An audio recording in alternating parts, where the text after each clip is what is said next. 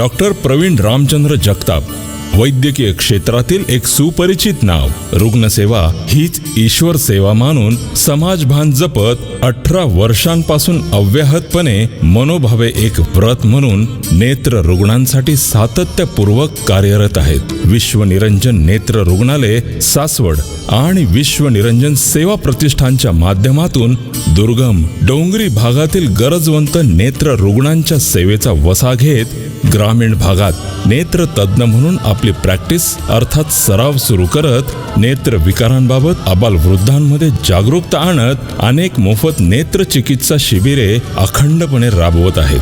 Covid अर्थात corona सारख्या महामारीच्या जागतिक संकटात स्वतःला झोकून देत अहोरात्र उल्लेखनीय कार्य केले.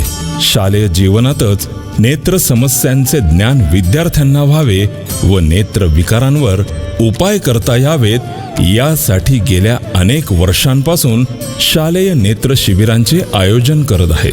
बाबा आमटे यांचे आनंदवन आश्रम असो वा सिंधुताई सपकाळ यांचे अनाथ आश्रम, बदलत्या जीवनशैलीचा परिणाम शिशु आणि बालकांवर होत असल्याचे निदर्शनास येताच बालदिनाचे औचित्य साधून 4 ते 16 वर्षांच्या मुलामुलींसाठी मोफत नेत्र तपासणी व मार्गदर्शन इत्यादी शिबिरे घेऊन तिरळेपणा, चष्मा नंबर, पापणी दोष, रेटिना तपासणी व नजर दोष अशा तपासण्या विनामूल्य शिबिरातून केल्या.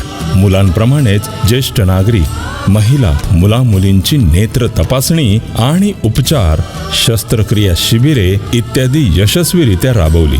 नेत्रदान पवित्रदान हा संदेश खेडोपाडी पोचवत अनेकांकडून नेत्रदान करून घेतले आणि दृष्टीज्योत अखंड तेवत ठेवण्याचे पवित्र कार्य केले. सरांचे काम म्हणाल तर ग्रामपंचायत ते संसद भवनापर्यंत आपल्या कार्याची कीर्तिध्वजा अखंड फडकावली.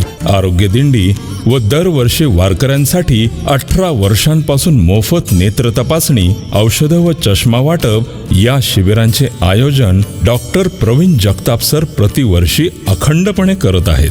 शून्यातून विश्व निर्मिती करत अद्ययावत तंत्रज्ञानाने सुसज्ज अशा सुविधांसह विश्वनिरंजन नेत्र रुग्णालय व रोटरी क्लबच्या माध्यमातून मधुमेही व रक्तदाब रुग्णांचे अंधत्व टाळण्यासाठी मोफत मार्गदर्शन व चिकित्सा शिबिरे सरांनी राबवली. अनेक राजकीय, सामाजिक, शैक्षणिक, सांस्कृतिक व्यासपीठांवरून बहुमोल मार्गदर्शन करत डॉक्टर प्रवीण सरांनी आपल्या अलौकिक कर्तृत्वाचा ठसा उमटवला.